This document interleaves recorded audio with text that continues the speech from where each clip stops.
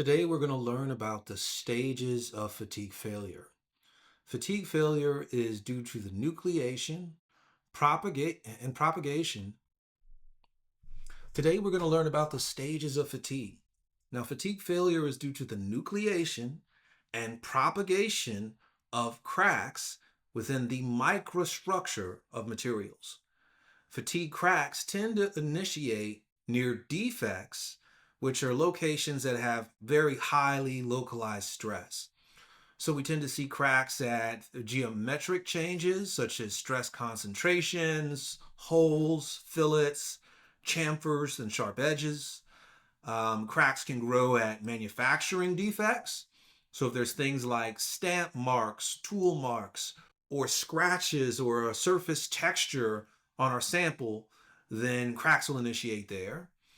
But ultimately, cracks initiate at the microscopic and submicroscopic scale, relating to surface defects, intrusions, and extrusions, or subsurface defects such as voids near the surface that are ideal sites for crack propagation. Now, let's take ourselves to the microscope view. Say we've got a big sample, we put it under the microscope, we zoom way in at a high magnification. And let's say we have a metal sample. So we have a polycrystalline metal with a series of grains of varying random sizes, right? Cracking can be divided into three stages. Stage one is the initiation stage, where one or more microscopic cracks start to develop, usually at the free surface of your sample. This is often is related to dislocation motion, literally the atomic level shifting of atoms, breaking of bonds of atoms back and forth to build up what are called persistent slip bands. And there can be a bunch of this happening everywhere along the surface, and there can be a network of cracks kind of nucleating until one takes over and starts to grow through a number of grains under a case of plane stress until it gets to a critical length that it starts to straighten out and grow perpendicular to your loading direction. Once it starts to turn and grow perpendicular to the load direction, we move into stage two, which is crack propagation. So in stage two, we go from the micro crack to a macro crack. And this crack tends to be perpendicular to our loading direction. And from cycle to cycle, our crack is opening and closing. It could be rubbing together under compression and creating a textured surface as the crack extends, cycle over cycle, right?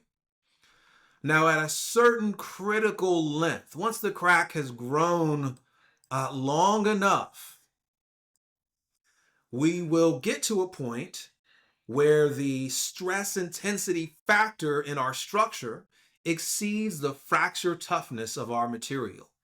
At that point, we reach stage three, which is fracture. We call it fast fracture, and this is the final stage of cycling, where the remaining cross-section of our component can't carry the load anymore, and we suddenly have this fracture phenomenon. We have our part fail into two or more pieces.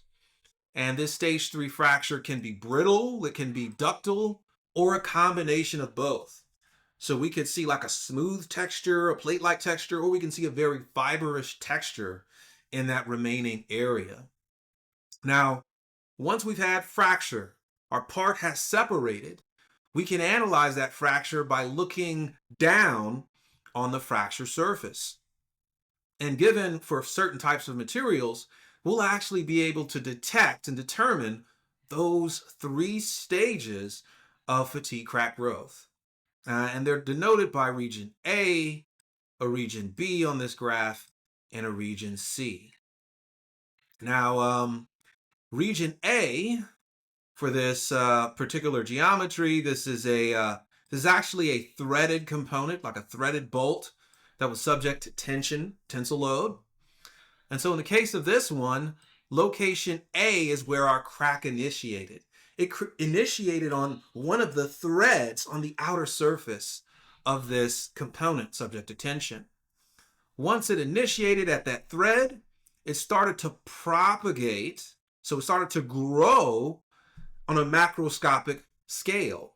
And for this particular material, we're actually able to see the waves of crack propagation distinguished as what we call our beach marks, where each beach mark represents more than one cycle. It represents like a buildup of plasticity, like literally ripples of a wave coming up and down along the surface, right? So we can actually see that propagation path. And once the crack reached its critical length, we then have this kind of textured region. So this looks a little bit fibrous, which represents that fast fracture within this particular component. So by looking at these fracture surfaces, we can actually do forensic analysis and determine things like what loading condition this part was under. Was it under tension, bending, torsion? Was it at a high cycling load or a low cycling load? Was it under compression or tension or reversed loading? All of that can be analyzed from this type of diagram. Now, ASM, which is an organization, actually has a handbook that helps you to do that forensic analysis for different types of loading conditions. This is a diagram from the ASM handbook of just, this is actually one of the simple diagrams for a limited case that mostly focuses on bending of materials.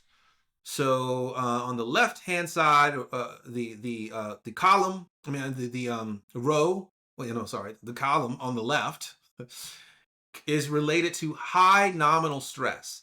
So when we're cycling very close to the yield strength. And then our rows correspond to different types of loading. So our first row here is unidirectional bending, where we're bending in one direction, back and forth, right? The second case is reversed bending. Oh, actually, the first case is unidirectional bending. So you're bending and then you're returning to zero. So this is just bending, returning to zero, bending, returning to zero. The second case is reversed bending, where you're bending back and forth. So both sides, top and bottom of the member is going through tension and compression. And then our last row here is rotating bending, where you're subjecting a member to bending and you are spinning it.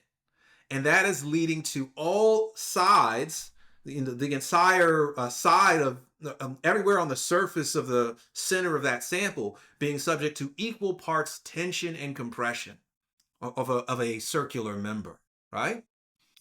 So, and under these various conditions, we can see very different types of fracture surfaces.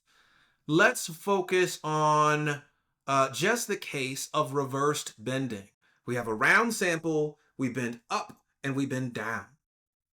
For the high nominal stress case, we can see that our cracks are initiating at the top and the bottom because we're going tension, compression on both ends, and they are growing to a certain length before we have a very large region of fast fracture. So this is what we see occur at a high nominal stress. While if we have a low nominal stress for that same condition, we can see for this example that we have a lot more stable crack propagation through this member and a much smaller fast fracture region, right? So if we explore, say if we actually have a sample that we've tested under certain conditions, we can put it under our microscope, examine its structure, and be able to detect what kind of loading conditions it was under, high or low, loading modes. And that can help us to really kind of diagnose, say if there's a field service, a real component fails in the field, why did it fail, right? So many of these types of diagrams and schematics are available in the ASM handbook. And we at OSU, we do have access to that handbook through the library system. I encourage you to go check it out, and see you in the next video.